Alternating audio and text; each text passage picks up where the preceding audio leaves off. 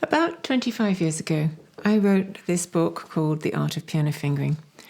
And in preparation for the book, I reassessed all the fingerings for scales, arpeggios.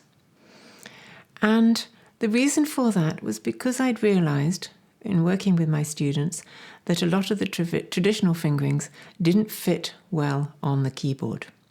They weren't ergonomically very acceptable. And a lot of the traditional fingerings have been devised because the people who were using them thought it was easy perhaps to remember that most scales start with fifth finger in the left hand, for instance, and thumb in the right. And so they worked the fingerings out according to that system.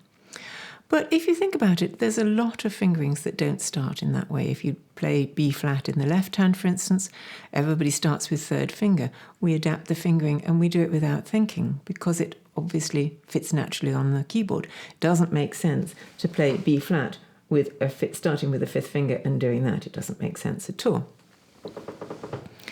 So I reassessed all the fingerings, trying to work out which position of the hand on the keyboard makes the scale most effective in terms of smoothness and evenness. And I found that there were a certain number of general principles that applied to all scales and all arpeggios. And I'm going to demonstrate with the scale of D major in left hand. Now, most of us have been taught that D major in the left hand starts with fifth finger. And I'm sure many of you will have played it in that way. And this is what happens when we play it with that fingering. Now, I have to take the third finger over, and it has to come quite a long way over to get onto a white note. But look where my second finger is. It's not ready in position for the C sharp. Then the same again happens here. The fourth finger comes over. The third has to move into position. So there's quite a lot of twisting and turning or finding of notes. It doesn't fit naturally under the hand. And if you try it now and just play a D major scale ascending and descending, you may notice that it's not fully even. Now, when we're doing a scale, we want to think about where we put the thumb, because the thumb wants to come before a black note so we can cross over onto a black note rather than having to cross over all the way onto a white note. So if we start D major with the second finger, I can come over just onto an F sharp.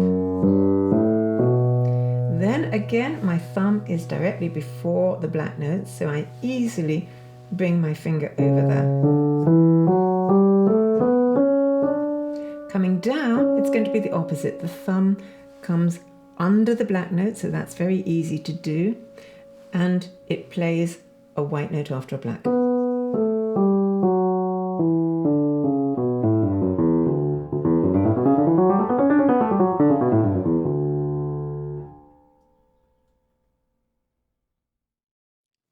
So we want to mentally prepare the fingering before we play it.